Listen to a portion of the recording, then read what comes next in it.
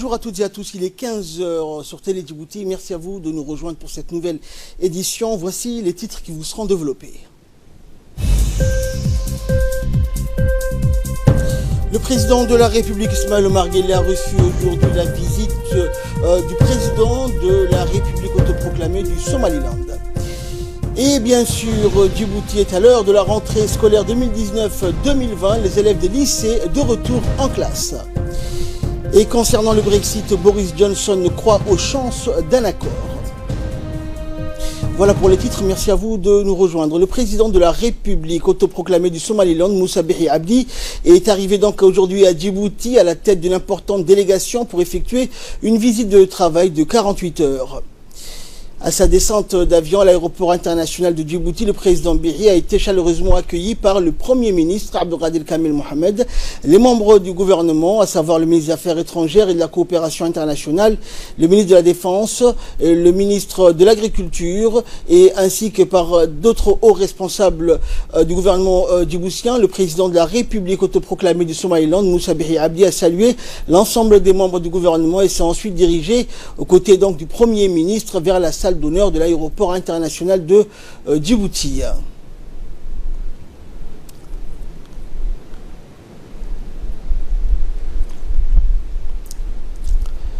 Par ailleurs, le Premier ministre Abdelkader Kamel Mohamed a souhaité donc la bienvenue au président Bihi et à sa délégation et a ensuite donc échangé sur les relations d'amitié et de coopération entre la République de Djibouti et le Somaliland.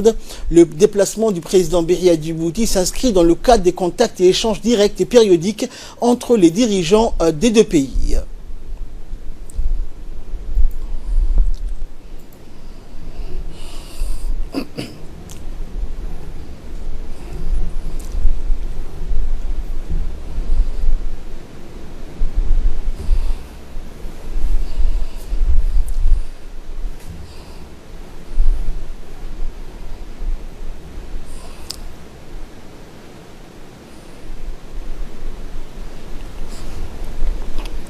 Et par la suite, direction le palais présidentiel pour le président Bihi, où le président de la République, Ismaël Omar Guelleh, l'a reçu donc en fin de matinée aujourd'hui.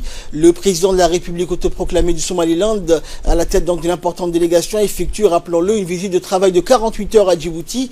Le déplacement du président donc somalilandais s'inscrit dans le cadre des contacts et échanges directs et périodiques entre les dirigeants des deux partis.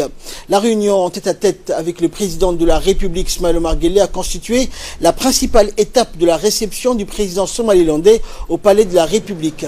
Les relations d'amitié et de coopération entre Djibouti et le Somaliland ont été évoquées au cours de cette rencontre. Les discussions ont ensuite été étendues au partenariat stratégique que les deux parties entretiennent dans plusieurs domaines d'intérêt majeurs, notamment la complémentarité économique et la coopération sécuritaire. À noter que l'audience en aparté entre le chef de l'État djiboutien et le président Bihi a été précédée d'une réunion de travail élargie aux principaux collaborateurs des deux dirigeants. Les perspectives de plus grande collaboration et échanges économiques qui s'offrent donc aux deux parties à l'aube donc de leur interconnectivité de plus en plus générale et relayée entre autres par une mutualisation de leur système de télécommunications et par un renforcement significatif des voies de jonction ont été abordées lors de cette réunion élargie de travail. À ce propos, les échanges ont surtout porté sur les potentialités commerciales nouvelles qui sont susceptibles d'être exploitées par les deux parties à l'orée de la réalisation désormais quasi achevée de la route Djibouti-Somaliland. Le ministre des Affaires étrangères de Somaliland, Yassine Hadji Mahmoud, et ses collègues de la Défense, de l'élevage et de la pêche respectivement ont pris part donc à cette audience de travail. Et côté djiboutien, le Premier ministre, le ministre des Affaires étrangères, de la Défense et le chef de la sécurité nationale, ce sont donc les membres du cabinet du président de la République qui ont assisté à cette réunion.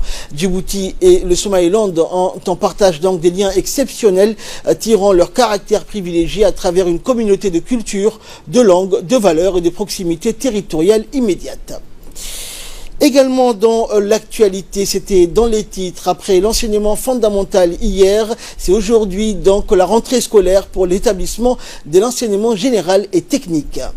Les élèves et les enseignants de cet ordre de l'enseignement ont donc tous regagné leur établissement avec la même ardeur et le même enthousiasme que leurs camarades des collèges et écoles de base.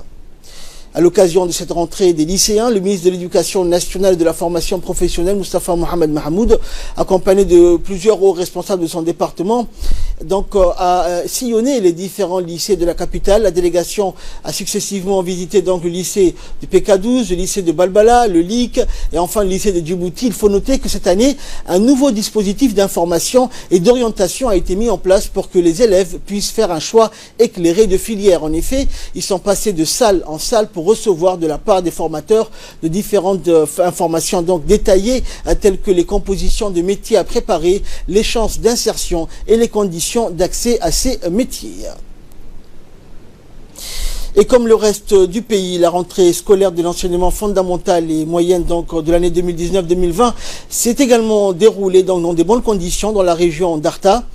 Une forte délégation conduite par le préfet de la région, Abdullah Dalal Oukiye, et du représentant des départements de l'éducation dans cette région, Hassan Ali Hadi, ont entrepris tôt ce matin une visite d'inspection de la rentrée scolaire dans les différents établissements de la ville d'Arta et des localités. Pour ce qui est des chiffres dans l'enseignement fondamental, quelques 3248 élèves ont retrouvé le chemin de l'école cette année. Alors que dans l'enseignement général ou technique, quelques 1550 élèves ont repris leurs cours. Et pour la deuxième année consécutive, les élèves de l'enseignement fondamental étaient habillés de la tenue vestimentaire. Et pour la première fois, les élèves de l'enseignement moyen étaient toutes et tous habillés de la tenue en rigueur. En effet, comme à l'instar des autres régions et de la capitale, la rentrée scolaire a eu lieu également dans les écoles de la région de l'Unité à Dikil. Tôt ce matin, une délégation conduite par le préfet de la région, Mohamed Chekho, est composée des autorités civiles et militaires, notamment du président du conseil régional, Abdelrahman Younis, de 2 adjoints du préfet, des élus régionaux, du chef des services de l'éducation et également des notables ont sillonné les établissements pour superviser le bon déroulement de la rentrée scolaire. Au total, 9000 élèves ont été accueillis dans l'ensemble des écoles de l'enseignement fondamental de la région de Dikil, dont 5900 élèves inscrits aux écoles de base et 3100 au collège de la région de l'Unité. Les enseignants affectés aux écoles de la région de Dikil ont été tous présents à leur poste et ont accueilli les élèves dans une atmosphère marquée de la joie et bien sûr des retrouvailles. Également concernant la rentrée scolaire sur le territoire national, une rentrée qui s'est effectuée dans des bonnes conditions également dans la région d'Obok. Hier, les responsables régionaux de l'éducation accompagnés des autorités ont supervisé le bon déroulement de la rentrée des écoles fondamentales. Et pour cette seconde année consécutive, les élèves des écoles de base étaient habillés de la tenue vestimentaire et pour la première fois, des uniformes ont été institués pour les collégiens. Et cette tournée dans la région d'Obok a été conduite par le préfet de la région d'Obok, Hassan Dabale Ahmed, qui a visité les différents établissements de l'école de base et de l'école fondamentale pour superviser le bon déroulement de cette rentrée scolaire 2019-2020. Et cette fois-ci, direction la région d'Ali Sabié, où un total de 8500 élèves ont retrouvé le chemin de l'école. C'est dans ce contexte d'envergure nationale qu'une délégation conduite par le préfet de la région, Mohamed Abri Assoué, est composée du vice-président du conseil régional, du colonel de l'armée et de la région, de l'inspecteur régional de l'éducation et de l'équipe d'encadrement pédagogique régional, du commandant de la compagnie de la région d'Ali Sabié et bien sûr et des nombreux parents ont entrepris des visites de supervision dans les écoles et les établissements de la ville d'Ali Sabié. À travers ces visites, la délégation a pu s'enquérir des conditions d'accueil des élèves par leurs enseignants très présents à leur poste d'affectation. Ainsi, les responsables des établissements et professeurs étaient présents également pour accueillir les élèves et la délégation conduite par le préfet de la région. Également dans l'actualité, ce communiqué qui nous parvient de l'ambassade des États-Unis qui a le plaisir d'informer que les candidatures à la bourse Mandela Washington Fellowship 2020 débuteront à partir du 12 septembre prochain. Le Mandela Washington Fellowship est le programme phare de l'initiative des jeunes leaders africains appelé communément YALI et représente un élément clé de l'engagement du gouvernement américain pour investir dans l'avenir de l'Afrique. À l'été 2020, 700 jeunes jeunes leaders africains seront sélectionnés pour participer à un cours de formation de 6 semaines dans une université américaine de haut niveau dans l'une de 3 filières suivantes: les affaires et l'entrepreneuriat, le leadership civique ou la gestion publique. Une session de groupe spécialisé sur l'énergie sera disponible également. L'Organisation internationale des migrations, l'OIM, en partenariat avec la coordinatrice des Nations Unies à Djibouti et le ministère de l'Intérieur, a organisé ce matin un atelier de consultation nationale sur le pacte mondial pour des migrations sûres, ordonnées et régulières et les indicateurs de gouvernance de la migration. Le premier objectif de la tenue de consultation au haut niveau est de fournir une plateforme au gouvernement et aux parties prenantes concernées par la migration, leur permettant d'identifier leurs priorités dans la mise en œuvre des objectifs du GCM. Cela se fera en s'appuyant sur les initiatives existantes qui soutiennent des efforts du gouvernement pour améliorer la gouvernance en matière de migration au niveau national et régional. S'est tenue en septembre 2017 à l'Institut diplomatique lorsque le pacte était en pleine phase de négociation.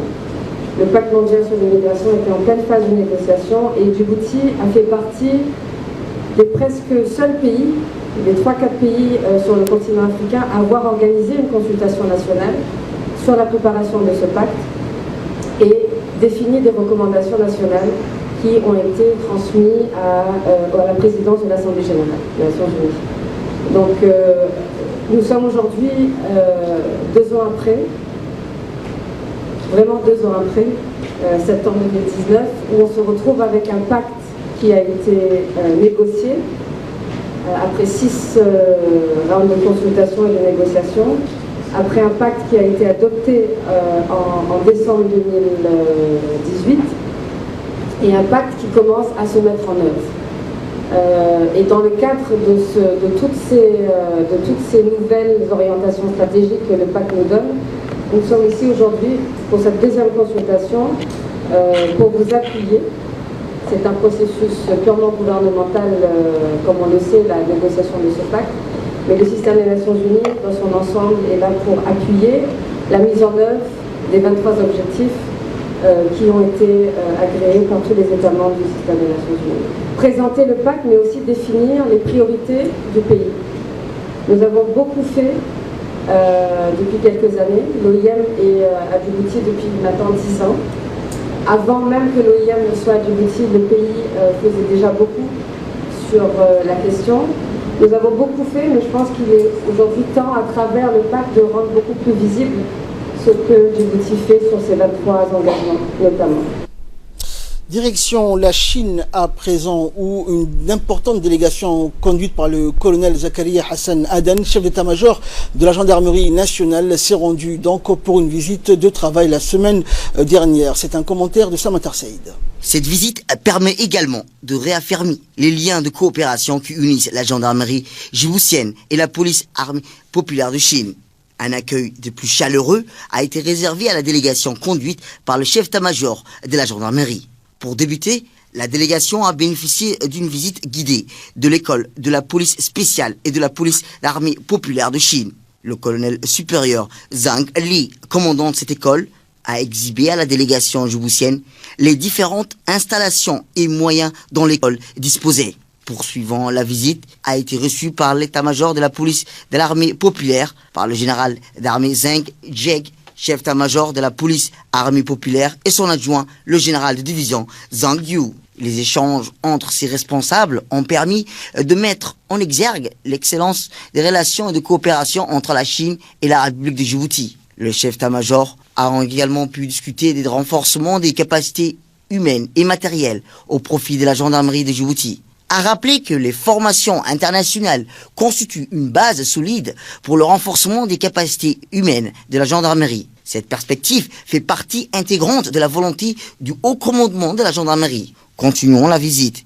A eu un entretien avec le général de corps armé, Jui Guo, directeur du bureau de la coopération militaire internationale de la commission centrale militaire. Cette rencontre s'est déroulée au salon d'honneur en présence d'une importante délégation d'officiers supérieurs du même bureau. À travers cette rencontre, les responsables militaires ont pu manifester leur volonté commune d'entretenir les liens privilégiés qui existent entre les deux pays. Pour clôturer son périple en Chine, la délégation conduite par le colonel Zakaria Hassan Aden s'est rendue à Shanghai au sein de l'école du premier détachement mobile du corps de Shanghai de la police de l'armée populaire de Chine. La délégation djiboutienne a été reçue par le général de division Huang Dua, commissaire politique du corps de Shanghai, et le colonel supérieur Shen Liu, commandant du premier détachement du corps de Shanghai. Au cours de cette dernière visite, la délégation de la gendarmerie djiboutienne a pu visiter une démonstration de grandeur nature des personnels du premier détachement mobile ainsi que la présentation des moyens dont ils disposent. L'ensemble de la visite de travail s'est déroulé dans une ambiance chaleureuse et fraternelle. Ce fut pour les deux parties une opportunité de renforcer la coopération toujours grandissante entre la gendarmerie djiboutienne et la police de l'armée populaire de Chine. Santé à présent, le ministère de la Santé a organisé une cérémonie de clôture de l'atelier de formation sur les protocoles de prise en charge des nouveau-nés en faveur d'une vingtaine de personnels impliqués dans la prise en charge des nouveau-nés tels que les sages-femmes et les infirmiers anesthésistes des hôpitaux. La cérémonie a été donc sanctionnée par la remise des attestations au personnel ainsi formé, certifiant ainsi leurs compétences et leur parfaite maîtrise des techniques de monitoring et de prise en charge adéquate des nouveau-nés en milieu hospitalier. En effet, cette formation de 5 jours s'intègre dans le cadre du programme de réduction de la mortalité néonatale qui vise à prodiguer des connaissances et des compétences standardisées en matière de soins néonataux d'urgence afin de garantir une meilleure prise en charge thérapeutique globale des nouveau-nés. Écoutons à présent pour plus de précision l'intervention du docteur Temiro Aden Okiye, pédiatre en chef de service donc de néonatologie de l'hôpital Cheikho de Balbala. On est arrivé aujourd'hui au terme de notre formation qui a porté sur la prise en charge du nouveau-né, que ce soit en salle de naissance mais également dans l'unité de néonatologie. Et cette formation a été dédiée aux différents personnels de santé qui interviennent dans la santé de la mère et de l'enfant. Et ces 10 personnels qui exercent dans les différents hôpitaux, notamment les hôpitaux de référence de Djibouti-Ville, qu'il s'agisse de l'hôpital Cheikho de Balbala, de la maternité de Dar el-Hanan, les différentes maternités des polycliniques, mais également les différents hôpitaux des régions. Alors, cette formation a duré 4 jours, durant lesquels on a abordé plusieurs thématiques portant sur la santé néonatale et maternelle, afin de réduire la mortalité et la morbidité survenant sur ce couple vulnérable et fragile qu'est le nouveau-né et la mère. Alors ceci a été organisé grâce au ministère de la Santé, particulièrement la direction de la santé mère-enfant, que nous remercions de nous avoir joints à cette formation qui est fort utile pour renforcer les compétences de notre personnel, mais également pour pouvoir lutter contre les maladies qui peuvent être évitables et diminuer la morbimortalité du couple mère-enfant. Enfin, page nécrologie pour clore l'actualité nationale. Nous avons le regret de vous annoncer le décès de feu Abdul Galil Ahmed Cavalier, survenu à Deridawa en Éthiopie dans la nuit du jeudi 29 août à vendredi 30 août vers 2h30 du matin. Le défunt Abdul Galil était donc le fils aîné de la grande fratrie de la famille Cavalier et était le père de 9 enfants et grand-père donc d'une vingtaine de petits-enfants. Partageant la douleur de la famille éprouvée, donc nous adressons nos sincères condoléances à la famille du défunt Abdul Galil Ahmed Cavalier et nous prions le tout miséricordieux d'avoir pitié de son âme et de l'accueillir en son paradis éternel. Inna lillahi wa inna ilayhi raji'un. En nouvelles du monde, à présent, la campagne présidentielle tunisienne s'est ouverte officiellement hier, laissant apparaître de nombreuses incertitudes quant à la popularité de chacun des 26 candidats. Un mois après le décès du chef de l'État, Berhi Khayed Essebsi, la campagne présidentielle s'est ouverte officiellement donc hier, un scrutin aussi indécis que vital pour l'unique pays rescapé des printemps arabes de 2011 qui doit encore consolider ses acquis démocratiques.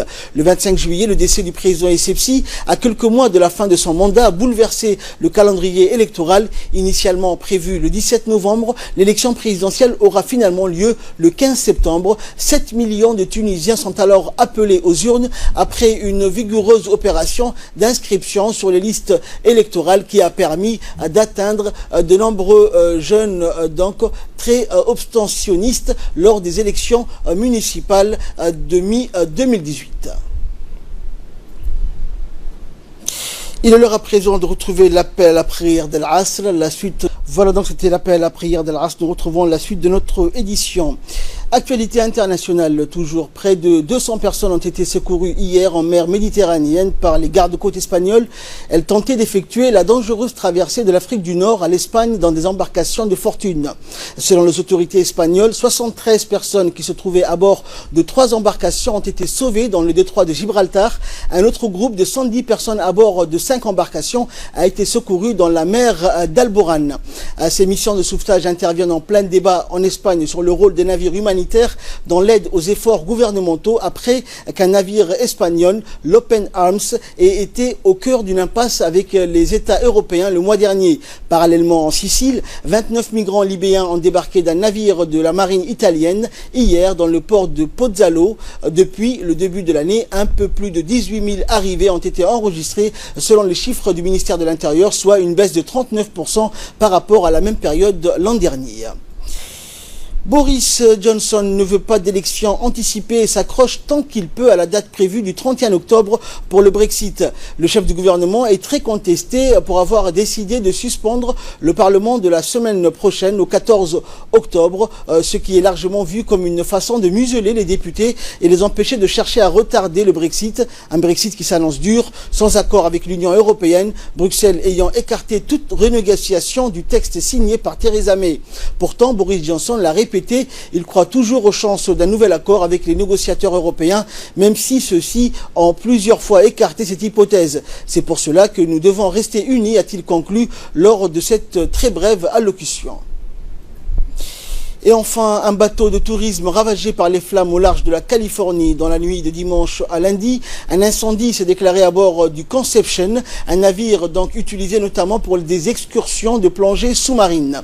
À son bord, 33 passagers et 6 membres d'équipage. 5 personnes seulement ont réussi à fuir le bateau et plusieurs corps ont été retrouvés. Le sort des passagers restants est encore incertain. Mais la recherche d'éventuels survivants s'annonce délicate. Le navire a coulé alors que les pompiers tentaient d'éteindre le feu.